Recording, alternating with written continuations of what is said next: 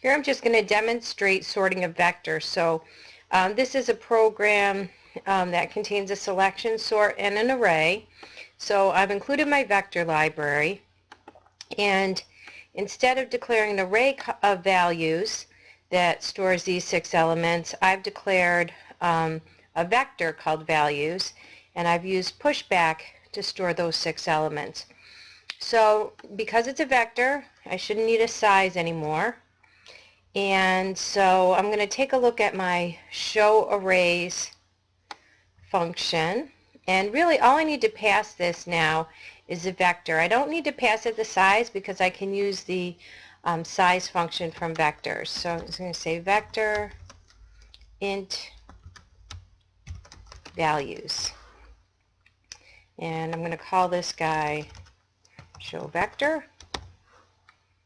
Okay, I'm going to copy my heading up here to my prototype. Oops, I just did the wrong one. Let me get, it's my show. Okay, and when I come in here, this is going to be called show vector. And again, I don't need to pass a size. That's a benefit to using a vector. Okay, so down here, again, I can just use values.size.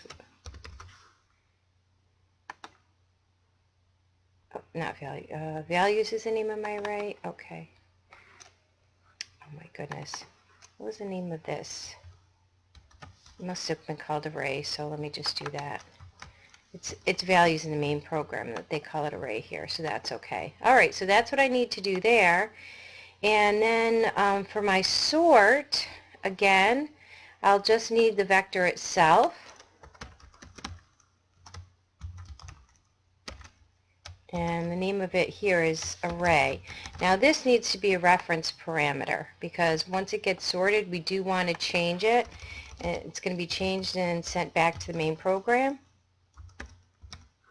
So that's the only parameter I need. And then I'm going to copy and paste that up in my prototype section. So that's correct. Okay, and when I call sort vector, I only need to pass it my vector called values, just one parameter. And show, again, this is going to be show vector, and it's also going to have just one parameter. So we don't need to pass the size around. It's kind of one of the benefits to vectors. Okay, so now I have to actually look at my code inside of here. So this is going to change a little as long as count is less than array.size minus 1. But everything else should remain the same pretty much because once you,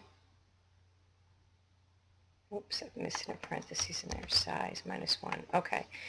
Once you have that vector declared, you can use it just like an array. So let me just run this.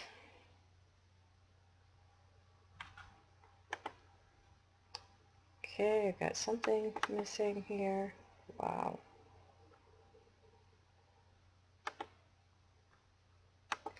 That's never a good message, so let me figure out what's missing.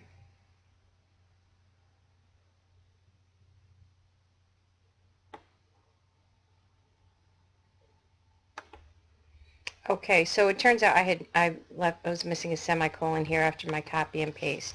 So everything else is the same, and now when I run it, you can see that I've used a vector and it's sorted it. So it's a pretty easy change to make if you wanted to sort vectors instead of arrays. I just wanted to show you that it's really very simple and there's not too much that you have to change in the code except for maybe using the size and passing in a vector instead of an array.